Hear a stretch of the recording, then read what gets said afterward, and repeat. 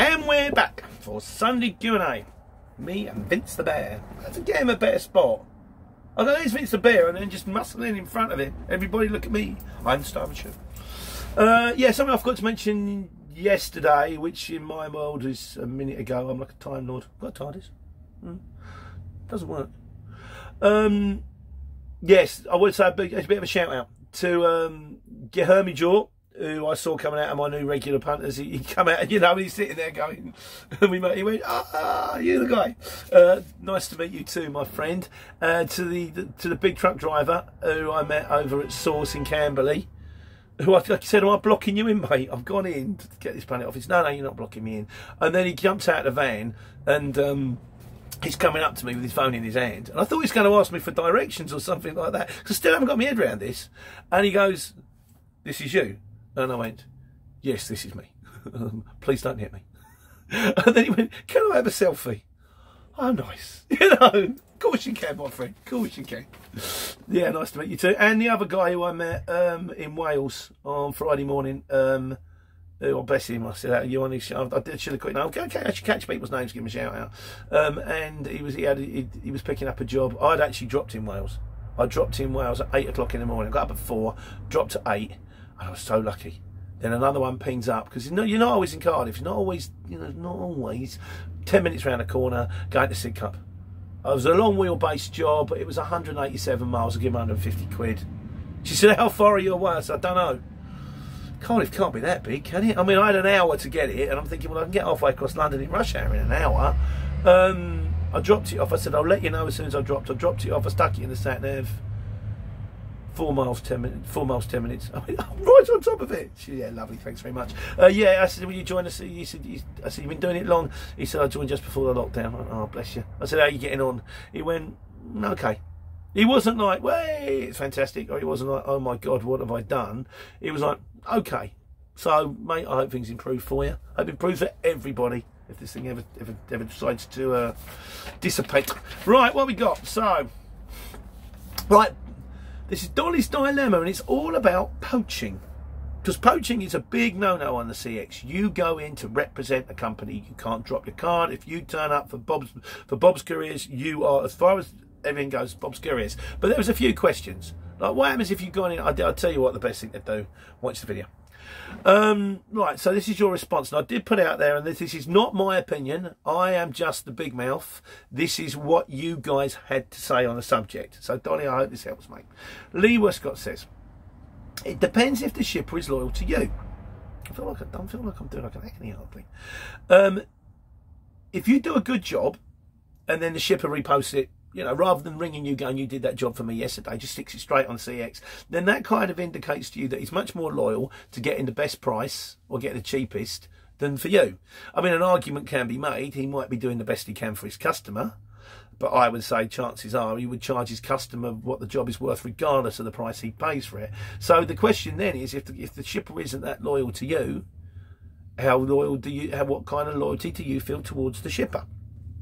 Like I say, not my opinion, just your opinion. Godzilla says, he says, as far as he's concerned, it's a free market economy. If the customer is so fickle to pass it on to the cheapest company, he says, and that's not how companies grow big, by standing on other companies. An argument can be made that if you have got a good driver and he's in the area, why would you then go and try and find another driver? Wouldn't it be better to keep, and also shippers, customers like to see the same guy. If you turn up all the time and they know, oh, here's Brian, yeah, do you want a cup of tea, Brian? And they have a little crack on. There's a lot to be said for that. So, yeah, but again, it comes down to the individual firms.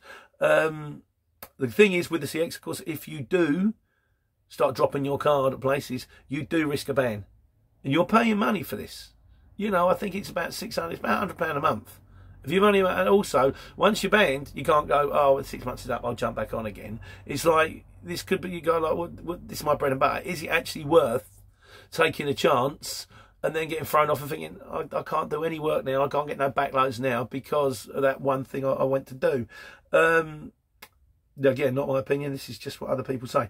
The reality is, if a driver starts, maybe smart actually, he says the reality is, if a driver rocks up and starts waving around Vista prints, then the chances are you don't want him anyway. You want to protect your own interests, obviously, and yeah, I mean, he's not the kind of guy you're going to want on the books, is he really? Other people have said, as for time frame, Godzilla says maybe 6 months. If you haven't done in the firm in 6 months, maybe that would be acceptable. He said, so I don't know if I've actually missed your name off this one. He says, it doesn't do cards. He said, I did it once. And he said, the problem is that you get a job booked. And it's like, well, I've got to be back at 2 o'clock to pick up 3 pallets. But he said, that kills the top of your day. Well, that's not what you want to do when you're getting cards. That's nailing your foot to the floor. What you want to do is, again, not to the people that send you through to the CX, but someone else turn around and says, oh yeah, 3 pallets for £35 a day. We'll just come back on that one in a minute. Yeah, he said, if you want, the idea is to try to get your end user customers, and then they're not people that just want to book you for 3 pallets on a Friday, people that want to book you every day, and first thing every day, and then hopefully more of you. That's kind of the people that you're after here. But you can't get them off the back of other people. They're the kind of people that you've got to get through. Well, we'll come down to how you get your own end user customer. I did one on how to get end user customers, I'll stick a thing. Bob King says, you've got 2 problems here. Every time you work for someone, you know, someone sends you in, you basically blacklist yourself from the firm that you're going into. This is true. But then having said that, there's an awful lot of firms out there, and there's a very good chance that you would never have got the job going into any of them. So better to do one job for one firm in the area than never do a job for one firm in the area. And again, the CX, if they did, he said, oh yeah, again, I'm not so sure about this, Bob. The CX is arbitrary. If you do something wrong and they decide they don't like you, they can ban you. It's not quite as straightforward as that. I mean, there is an appeals process. There is a diligent. I mean, like I said, we sent a driver in, and I'm 100% sure that he actually put a card in when he wasn't supposed to. But we told the CX about it, and they said, well, look, you've got to show us the card, you've got to show us the flyer. And when it went in, they won't just go, okay, fine, we'll sling him off. Although I think in our case it was pretty obvious of what the guy had done. But they're not, you know, they will weigh it up. There is like a judicial process that goes in within them, I believe. Unfortunately, I don't tend to need to use it that much. Smart Bomb says, loyalty is shallow. And again, he's made me smile as well. He said, when we were running a firm, he said, everybody wants 3 things. They want the best quality, the best service, and the cheapest price. Pick 2. You only get 2. It's kind of like a triangle. They did that, don't they? You get best service at the top. You get best service, best quality here, and cheapest price here. And every time you move within the triangle, if you move this point over here, you move further away from the other 2 points. So theoretically, if you're going to put your point anywhere, you put it there, bang in the middle. That way you get equally the best service, the best quality, and the cheapest price. You don't get more, or you go, do you know what? I just want the best service and the best quality. Put it there. Don't care about the price. Oh, I don't care about it. As long as it gets there, just give me the cheapest one. Put it in the corner. I don't know. But yeah, it's that kind of thing. Again, I used to get that on the market where everybody wants everything for nothing, and then they want it even cheaper for nothing. In the end, I went, I'm not playing this game anymore. So again, someone else can do it. I'm not doing it. Sam Clark says, now this is sensible, and I've done this about end user customers. Drop leaflets off at your local estates. Take a day out or take an afternoon off. Or if you're in an estate, yeah, if you can't get any jobs, go around local trading estates. Put your card through. Put your flyers through there. Try and get your end user customers that way. Try and get their names and numbers. Ring them. And also, if you're doing a drop and you've got time, say you're dropping off to unit number 4 on a trading estate, there is nothing stopping you putting cards through 1, 2, 3, 5, 6, 7, 8, 9, 10. You can't do 4 because you're representing the company you're going in for, but there's nothing stopping you touting your business to the people next door. That's nothing to do with anybody else by you. Gold member says, maybe you can't do it straight away, but if you happen to be passing after a year and you've got a flyer in, maybe stick it in. And finally on this one, T. King Scott says, what if the company you're delivering to asks for your details? Now this one I do know the answer to. If they ask for your details, you give them the details that you're delivering for. So if you're delivering for Bob's Couriers, you go, we're Bob's Couriers. You can't say it's you. That's pretty black and white. And then what you do, when you drive out, you ring Bob's Couriers and you go, right, I've just done a job, and they've asked me for my details. I have given them your details. If they ring up and they say they want that same job tomorrow, please ring me, because they expect it. And then you might get a regular job. You're getting it through the firm that sent you in, but the firm that sent you in is getting regular money and you're getting a regular job around the corner. So everyone's a winner. Dolly, I hope that helped. That's everyone else's opinion. My opinion at the end of the day is I think you've got to listen to that little voice inside your head. And you know if you know when to do it and when you're not. And it's kind of, you know, try and, you know, like I say, if you're doing a trading estate, just doing the normal leaflet drop, and it's a year ago, and you come to a firm and you think, oh, I delivered here once a year ago, then maybe. If you're doing a leaflet drop around an estate and you come to a firm, you think, oh, I was here last week, don't put it through the door. You don't want the grief. Just my opinion. There we go. What do I know? Right, so that was that one, and now we're on to the miscellaneous, as always. Right, miscellaneous questions this week. Graham Alexander. He said, what year is my truck? My year is 62, so that's 2012. Fours and Euro 6. Right, yeah, it is a problem. I mean, I can't drive it into... I don't know how much it is to drive a truck into the LEZ, the ULEZ. I will look it up at some stage. But to be honest with you, I'm hoping not to have to go into ULEZ. To be honest with you, like I say, a lot of I mean, I'm hoping, because what's going to be a problem, I mean, everything's got to be Euro 6 to go into ULEZ unless you want to pay the fee. And then soon, of course, it's going to be Euro 7 or 4 silver or 4's gold, and it's going to have to be like ludicrous to get in there. I kind of think I'm just going to leave that to the guys, the big guys with the big trucks. Or, you know, it's going to start getting really expensive to live into the middle of London. What's a bigger problem with me is the LEZ, which in February is the big circle that's sort of in between, like the North Circular and the 25, whereas it's like junction 2 of the motorway. And to drive my truck into that from February, it was supposed to be from October, but the lockdown put it back. From February next year, I have to pay to drive it in there. I'm going to cross that bridge when I come to it. I'll be honest with you, I'm going to see how many times I go in there, see how much it costs me to go in there, and if I have to, and trade is good, I'll upgrade the truck. If it's not good, or if I'm not actually going in there, I'll go, well, I ain't going in there. Which is, it really is a suck it and see job, that one, you know. Scott Shield asked me, what is my name on the CX? We are called Vanguard Transport. Vanguard Transport, because it was, if you need a van, we got one here. Vincent Van Gogh, Vanguard Transport. It's not a very good pun, but Vanguard Transport. Hence the bear, called Vincent. There we go. Yeah, so there you go, that's my name. Bob Sargent. Do you need a company card to unlock the tacho and a driver's card for their records? As Joe Sargent, sorry.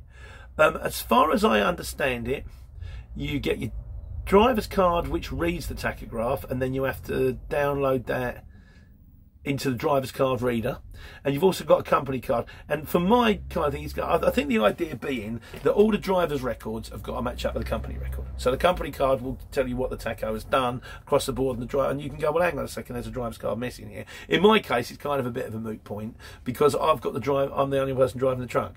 But when it all becomes clear, I'll let you know. In the meantime, I've got to wait for my operators before I get my tacho recalibrated. Once that's recalibrated, I'll be out on the road, and then you'll have a better idea. Bob Keane, on the Bob Keane Show, yay. I'm naming the truck Margaret or Vera, after the Vera Lynn. Oh, no, it doesn't look like a Vera. I'm not sure. Don't know. So you want to jump in it? Got to drive it first. And he had a car named Colin. And, you know, I think it's various different names because it's kind of a very Colin. It's red and white. Yeah, I kind of like that. Oh, I mean, retractable straps have come through, but I haven't had a chance to, and someone else will come to that, asked me to do one about strapping things in the back of a van. I have done one before, but I'll do another one on straps as soon as I get around to it, which hopefully will be sometime next week. I haven't even taken the plastic off yet. They didn't come till Friday, and on Friday I was up at 4, I drove to Wales, picked up in Wales, drove to Sidcup, then got to Sidcup, then I had to drive back to base, to Pitstone, to pick up another pallet, take that to Northampton, and then back to Northampton to load, ready for dropping in Gatwick at 7:30 on Monday morning. I think I was driving for about 10 hours. So that's kind of on my limit. Yeah, and I didn't have time to do a video. Sorry. Oh, I don't have time to do a video. I think I might have done one about the ambulances. The one about, yeah, Dolly's. I think that went up Friday. T. King Scott. there is... Oh, yeah, he said about, you know, like jobs getting sent through and when they shouldn't be sent through. There is a setting on the desktop whereas you can do that acceptance thing. You know, that, you know, it comes through and you can accept or decline a job. He said, will this solve the problem? It might solve the problem in some cases, but like I say, the time when we got negative feedback, they sent the job through, we declined it, and then the guy said, you can't decline this job. You've bid on it. And we went, yeah, we bid on it. The guy's not available, and we still got feedback from it. We did that. Was coming back to that the video we did last week. So yes, Steve Campbell. Oh, he gave me the green light to use his slogan. You know, if you want Van Gogh Transport, the art of transportation. May use that, mate. Thank you very much. Also solved the problem of moving his lawnmower. He used Fiat Berlingo or something like that with ramps that went in the back. Yeah, I think you've done the right call there. I think getting it up and sold would have been a pain. Terry Shoot says, do you plan on getting the lorry sign written, lights, all that? Sign written, no. Sign written vans, bad idea on the exchange. You know, I'm quite happy with the plain motor at the moment. Lights and stuff, probably yes. I had one once. I had the first one, Shirley, the Ford Iveco. And every time I used to send it in for an inspection, I'd maybe get something a little bit done. You know, something a little bit trendy. And I started falling behind with my bills to my dad. Because I was buying stock off my dad. He was a market trader. We went, you know, he was still supplying me. And I kind of owed him a few quid. I kind of shouldn't. But I got a train horn fitted. So, because it's on the air and it went... So, anyway, one day I'm at the yard and my dad's there. And I thought, shouldn't I do it? Because I do it, he's going to go, you owe me money. What are you doing? Why have you gone and done it? Anyway, I thought, I don't care, I'm going to go for it. I banged it. And he looked at me and he went, I've always wanted one of those. I think he used to watch BJ and the Bear when he was a kid. That was about a guy in a truck who used to drive around with a monkey. God, I'm showing my age there, aren't I? Anyone else remember that? I think it was called BJ and the Bear. What else we got going on here? Oh, Paul Wilkins says, get a paddock truck, Chock. I'm on my third one already. I think the problem with my paddock truck is my paddock truck's a bit heavy. It's because I give one to Al, his doesn't move. Mine still moves. But if you put the paddock truck on it, and also Vosa, if you, or DVSA as they are now known, if you've got the paddock truck on a paddock truck chock and you pull over, they're going to go, no, that's fine. It needs to be secured. So what I do now is I put the paddock truck on the paddock truck chock, and then I've got a bit of rope, and I just do a reef knot. Takes me 2 minutes. Job done. You know, so just in case you get a tug. If you do everything as right as you best can, you've got a lot more chance of the guy going, okay, well, I can see you've tried to comply. Do that, get out of my sight. Gareth Fickett said, what would you quote on a 7.5 ton and 18 ton job? Don't know about 18 tons, but I've been looking at the 7.5 tons. You're looking at a minimum for a job, 180, 200 pounds. You're looking at quoting £2, £2.50 a mile, and you're looking at a day rate of 500 quid with a mile cap. And cancellation of, if they cancel more than 24 hours before it, 100 quid. If they cancel the day, half money, 250 quid. There's more dough in the big vehicles. I'm really keen to get started. I could be making a terrible mistake, but we'll find out. Else we've got Mark Grindle. Is there much work out of Inverness and Aberdeen on the CX? If you're going to be anywhere in Scotland, you want to be in Aberdeen. That's where most of the work comes from, because obviously of the port. The thing you may find, however, is you're probably going to be more likely to be tramping. It's not going to be jetting around Scotland. You're more going to get like Aberdeen to Bristol, Aberdeen to Liverpool, maybe not Bristol, Aberdeen to Liverpool, Aberdeen to Hull, Aberdeen to London, and then you do the distance and then you keep overnight and get one coming back. There isn't going to be an awful lot of local work. I don't know if that helps you. John Fennell. Oh yeah, right, yeah, please. It's my mate John. I've spoken to him a couple of times. Lovely fella. He's just starting up. He's on Amazon. He's in Belfast. And again, the CX isn't the greatest in Northern Ireland. He's in Belfast at the moment. He's doing the Amazon. It's doing him in. If anybody knows any courier firms out there in Northern Ireland, in the Belfast area, or anyone who's got jobs coming out of Belfast over to the mainland, the guy's good. He's, you know, I spoke to him. He's on the level. He's got a decent van. He'll tramp. He'll do the thing. If you could leave me some stuff in the notes, and I'll pass it on to him. I mean, like I say, you'd be quite happy to pick up in Belfast and come over to England. He's thinking about coming over and then just sort of running around the country and maybe getting the odd job coming coming back. But if anybody can help the guy, it's a really nice guy. So any advice on jobs coming out of Northern Ireland or career jobs in Northern Ireland, if you can leave it in the notes, I'd really appreciate it. Because once again, I'm just trying to help someone get on, like, you know. So bless him, Amazon's not. But someone turned around. Who did he say? It's on here somewhere. Yeah, Etet on Argos Fast Track. He says worst job in the world, minimum wage. Mate, trust me, Argos wasn't bad in comparison to Parcel Force, and Parcel Force is a non-starter in comparison to the Amazon mob. And I'm not having a go at Amazon. Like I say, people want stuff delivered free. They want it. It's like, oh, I want the best quality, I want the best service, and I want it for the cheapest price. And that's kind of what Amazon does. But you know, somewhere down the line, somebody pays them. Them guys, they work really, really hard. So, Harper Valentine said on the tail lift thing, you know, because I did a video about fork trucks driving on tail lifts. He said, why can't you just drop the tail lift down to the floor and then flick it up? And then the fork truck can put, you know, and then the fork truck can put it in. The problem is the tails are too big. So when you flick it up, it sticks up over the bed of the van. I did have a van once where you drop the tail lift and the tail lift neatly fitted underneath the bed of the van, and that wasn't a problem. That had fold out bits on the end. But for most van tail lifts, if you drop the tail lift flat down, it's sticking up. So you have got to put it flat on the floor.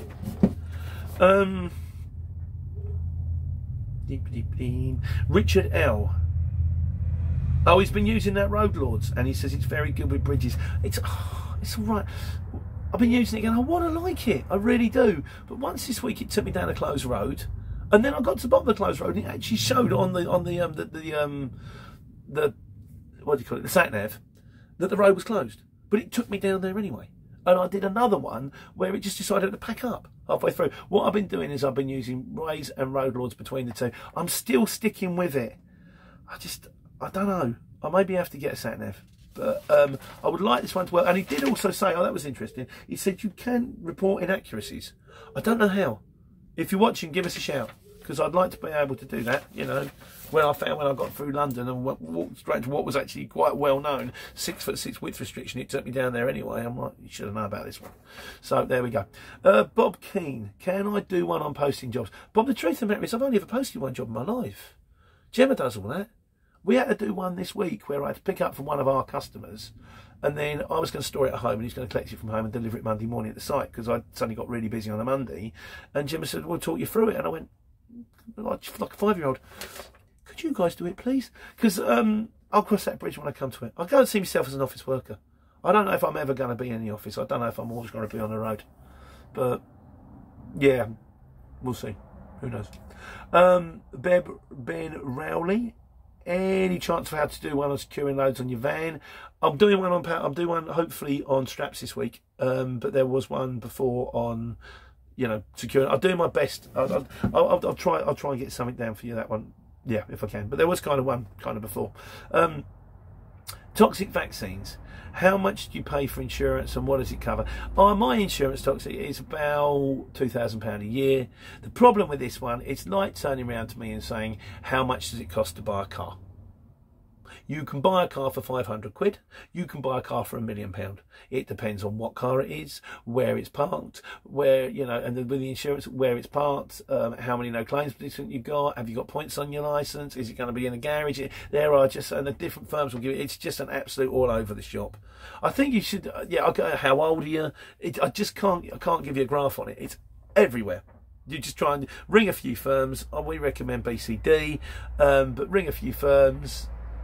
If in fairness with the BCD, there is the one on, you know, give them a shout, or you can get to if you could go to my video, you go to the end screen, there's the thing that takes you to the website. There's loads of information on the website that might help you. But I say, get a load of quotes. I can't guarantee they're going to be the cheapest, but the thing is about BCD is they work with the courier exchange, so they know what you're talking about, and they kind of switched into it. That's the only thing. L.U. Jordan, can you take 6 pallets in a Luton if you've got the right fork truck driver? And up until recently, I would have said no. Until I picked up a job the other day, and it was cardboard on the pallets. Got the first 5 in, no problem. And then he said, because a woman rang me up, and she said, "You can't aside." I said, "Look, I'm rigid, but I'll take it if they'll have me." I said, "The thing is, it's getting that 6 pallet in, it's getting it through the door." And she said, well, don't worry, what we'll do is put the first 5 on, you might have to break the 6 pallet down, handball it, and then when you get the other side, rewrap it. You know, take the pallet with you. I've got a shrink wrap, I can break the pallet down, I can handball it, and then we'll get to the other side, put the pallet down, put the handball back on, rewrap it round, 6 pallets. Just by magic. Magic! As it turned out, the guy told me, I reckon we get it, and we got the 5, 1, 2, 3, 4 next to each other, 5th one up against the left wall, and the 6th one, and what he did was he went in high. So if he'd have tried to push it in flat, it would have hit the bottom pallet. But because the cardboard was inside the pallet, he had space to get it in, and then he kind of moved it down and lowered it down. So it is possible if you've got the right fork truck driver. So there you go. And also it depends on the clearance on the back of your van, how wide it is. You might have barn doors. If you've got barn doors rather than the shutter, then you're laughing straight in. Paul Wilkins on Dodge That Bullet. He said, did you do the video on that day or the day before? Because he said, I think I just missed you. It was the day before. You know, sometimes they go out of order now, and I record them and I bang them, you know, because I don't always have time to do them. But yes, mate, it would have been lovely to meet you. God almighty, the amount of comments you'd have done, I think we'd never left with him, just out there chatting, wouldn't we? Real Slim Andy says, what is the going rate for short wheelbase and waiting time? There is a video on it. I would say on a short wheelbase you're looking at the moment probably around 70. You might get 75p a mile minimum on a job, round about 40-45 quid maybe. At the moment there's not an awful lot of difference between your short wheelbase van and your long wheelbase van in prices. Long wheelbases seem to be getting really squeezed at the moment, obviously your fuel economy is a lot better. So you're probably not in a bad van there. Even small vans, and again, it's, you know, you can try, if you're the right man in the right place at the right time. He was coming back last week, he got 80p a mile on a small van, coming back from Huddersfield. I mean, that's, normally you'd be looking at 65p a mile, maybe less. So, you know, get what you can. Bid them and get what you can. And Junior Centro says, does the Road Warrior app work offline? Did one on Road Warrior. It's very good if you're doing a multi-drop, and if you do less than 8 multi-drops, it's free. Don't know. Never used it offline. Well, I would say download it, it's free, and then go offline and see if it works. So there we go. And the final word goes to the Bob Keane Show, who on the ambulance video turned around and says, your nose isn't that big, but your ears are massive. Don't turn around too quick, you'll take that ambulance out. Yeah, I think in another life I could have been Martin Clones. And also he turned around and he says, he was kind of like, use the Force, Luke. But it wasn't use the Force. It wasn't Darth Vader who quoted it. It was Ben Kenobi, I think. Yeah, that's a bit weird. Anyway, that's it. Sunday Q&A as usual, split into 2. If you know, there was one yesterday because it's just getting too long and the upload speeds. I'm going to have a word with Sky, but I'm going to whack that up now. I hope you're well. Hope it's going to be a good week next week, and I hope you have plenty of opportunity to take care, take money. I'm Roger the Course, isn't it? Go again. Yeah, don't give up a day job.